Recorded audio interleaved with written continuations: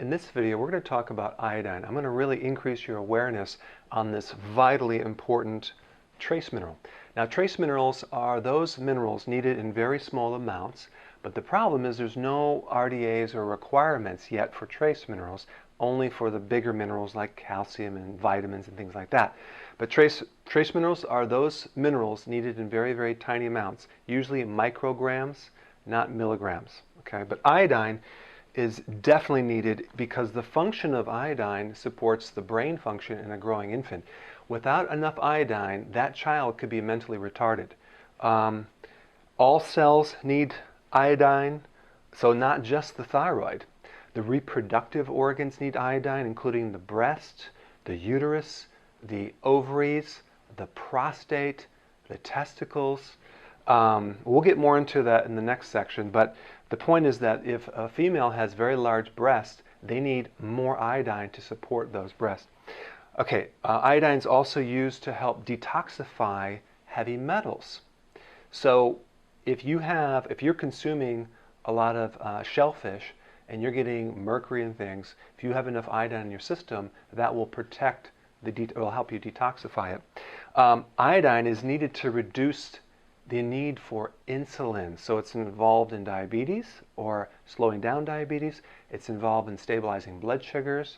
And, you know, I'm just kind of showing you some other things that people can do if they're diabetic and they consume some iodine. It could take a big stress off the whole mechanism with blood sugars. And of course, one of the most important things for iodine is the control of metabolism through the thyroid. So if there's not enough iodine, your metabolism could be shut down by at least 50% or more, and then you gain weight. Okay, so if you ever talk about the thyroid in relationship to like thyroxine or T4 or T3, and what that means is that the number associated with that T, like thyroid T3 or 4, that's the number of iodine molecules that are attached to that thyroid hormone. Okay, so that's what that means. And so when the thyroid sends out a hormone, and it sends out T4. That's the one that it starts with, but it's inactive. And even when people take medication like Synthroid, for example, that's T4. And what happens is that that is made active or activated by the liver and the kidney. So in other words, 80% of T4 is converted through the liver, through the gallbladder, through the bile ducts, and 20% of the T4 is converted through the kidneys. So one cause of thyroid problems or iodine problems would be the lack of the conversion because the gallbladder's not there, or there's a problem with the gallbladder, the liver's damaged, or there's kidney damage, or many other reasons too. One side note is that you need the other trace mineral selenium to convert T4 to T3. And that's why it's always important when you're taking an iodine to take it in a concentrate of a blend of all the trace minerals, not just one. You have to really look at a holistic approach with that. So we have that. Now let's talk about just the causes of iodine deficiencies. There's direct causes and indirect causes. And the reason I'm showing this is because I want to expand your awareness on all the possibilities so we don't have tunnel vision and you don't go to the doctor and he says, oh yeah, we checked your thyroid, it's normal, but they're not looking at the liver, the kidney, the iodine in your diet, all these factors. All right, so first thing is it could be just low iodine. It could come from the diet. Why? Because the soils really don't have any more iodine in it. Especially unless you live about 100 miles from the ocean, there's really no more iodine in the soils. So the farmers don't necessarily replace that. They replace it with maybe nitrogen, phosphorus, and potassium, but not all the trace minerals. So you're consuming food without iodine. That could be why you're not getting the iodine. The normal requirement that our body needs is 150 micrograms, so it's a very small amount. And that is set up, I think, by some standards that were a bit too low, because in Japan, they consume 100 times more iodine than Americans, and they have a lot less thyroid problems, breast cancer, cysts on the breast, and ovarian problems. and less prostate problems than Americans. So I think there's definitely a connection with that. But it could be also the person is maybe eating a bit too much cruciferous. But honestly, you would have to consume a lot of cruciferous to create an iodine deficiency. So not just a kale shake a day. But if you are consuming a lot of cruciferous, I highly recommend that you add a source of iodine to your diet. I'll get into that in a little bit. Because that cruciferous does have a tendency to deplete or block some small amounts of iodine. Okay, so we have that. And then we have low salt diet. So if someone's on a low salt diet and they're not having any salt, like even sea salt, then where are they getting your iodine? They're not even doing iodized salt. So that could be one possible reason. We just want to look at every possible reason. Stress. Stress can also deplete iodine in the minerals. And then a thing called endocrine disruptors. That would be something like an exposure to pesticides, insecticides, herbicides, fungicides, right from the food or from the environment. That can also mess with your thyroid and block the absorption of iodine, because these endocrine disruptors, these chemicals, do compete for the receptors for iodine. So let's say we have the receptor right here, and iodine is supposed to go in there like that. Well, what happens is the endocrine disruptors will block it. So they won't let that iodine connect in there. And that could be some of the heavy metals like mercury, and it could be other elements like fluoride, chloride, and even this thing called bromide. All right, bromide is a very interesting element, because in the 70s we used to have iodine in all the flour products, the bakery products. Okay, but then they switched it with bromide. I don't know why they did that. So in the past, people were getting iodine, and then in the 70s, we added bromine without the iodine, and guess what? That alone can decrease your absorption of iodine by having too much bromine in your breads, pasta, cereal, crackers, biscuits, waffles, pancakes. Of course, you're not doing that if you're watching my blog anyway, so you have nothing to worry about. Okay, so we have those things that can interfere, just directly low iodine from that. Now, there's other reasons why you could also have low iodine. Number one, high levels of estrogen can block your iodine. All right, it can also increase the need for more iodine. Interesting. So that could explain why when you get pregnant, the spike of estrogen, you end up with a thyroid problem. Yeah, because of the spike of estrogen severely blocks the iodine absorption to the thyroid. So what are all the sources of increased estrogen? Number one, getting pregnant. 2, hormone replacement therapy. 3, birth control pills.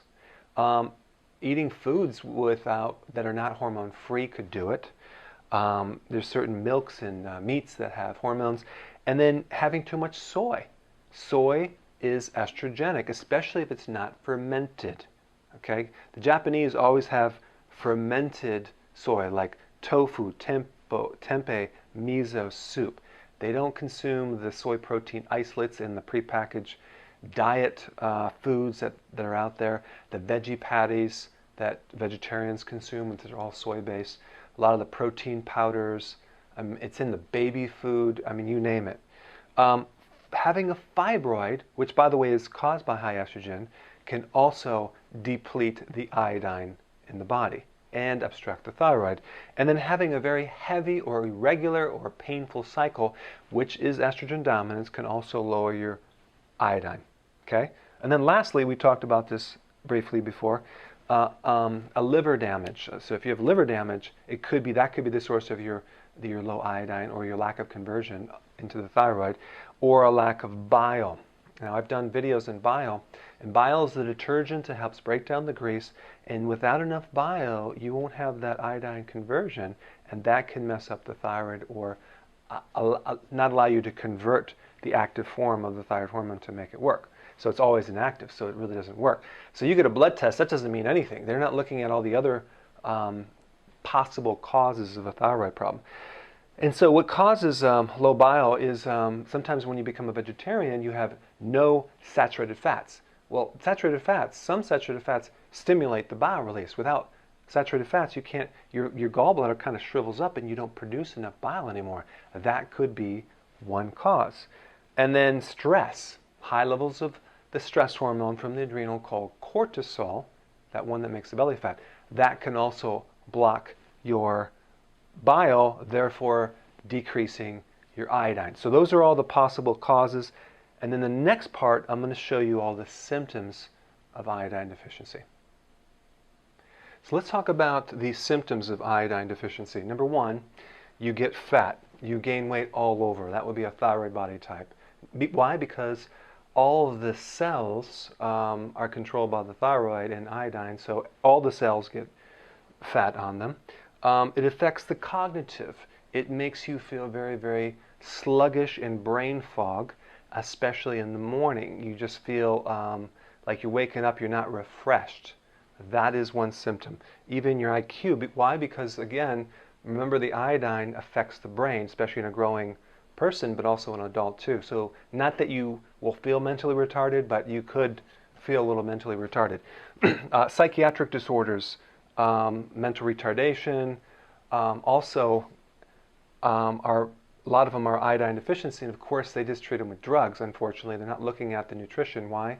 Because they're not taught nutrition in school. Only 25% of the colleges, universities that teach medical doctors teach nutrition, and out of those, they'll teach them 6 to 11 hours, maybe 20 hours. So you'd be better off asking a neighbor because they just don't have the information on these key natural remedies. Okay, so we have that. Cancer can also be as a symptom of an iodine deficiency.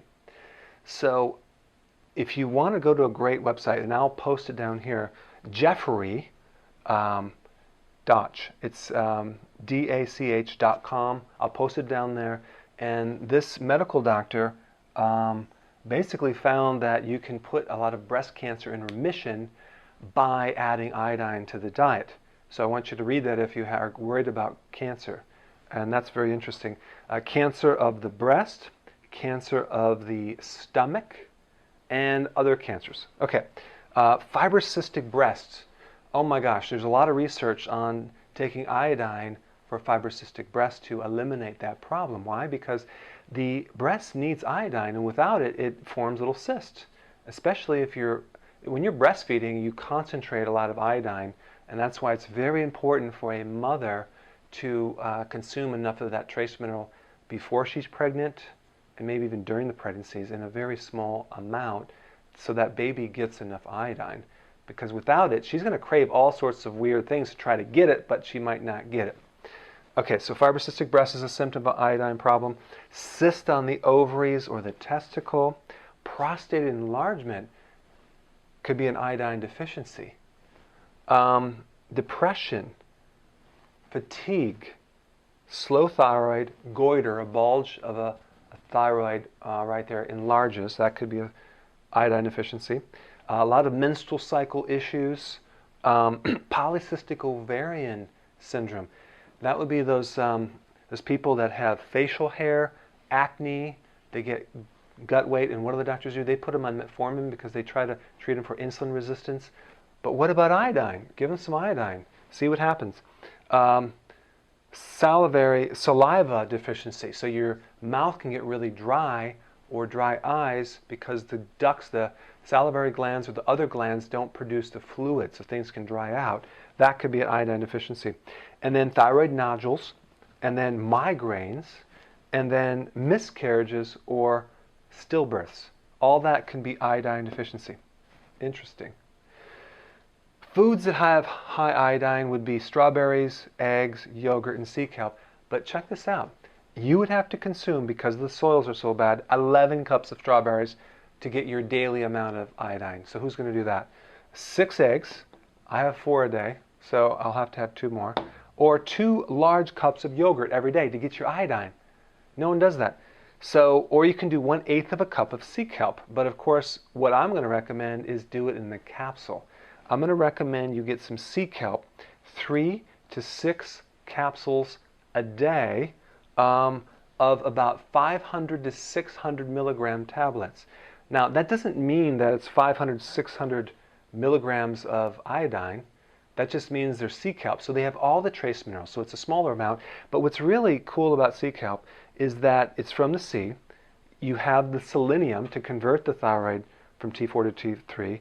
It's all plant-based. So in other words, it's not a direct rock or an element that our body has a hard time absorbing.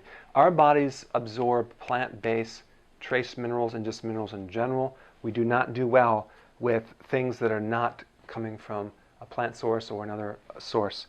So we need the plant source. That was sea kelp. And then also, you don't have to worry about trying to take a thyroid supplement that, like in high dosage, because a lot of times doctors use high dosages of iodine because it doesn't absorb, because they don't do it in the plant-based. If you do plant-based, you don't need as much because the body can absorb it and it breaks it down very easily. So it's not about a shotgun approach, it's about just providing it for the body to start absorbing it over time. So that's the source that I recommend for you.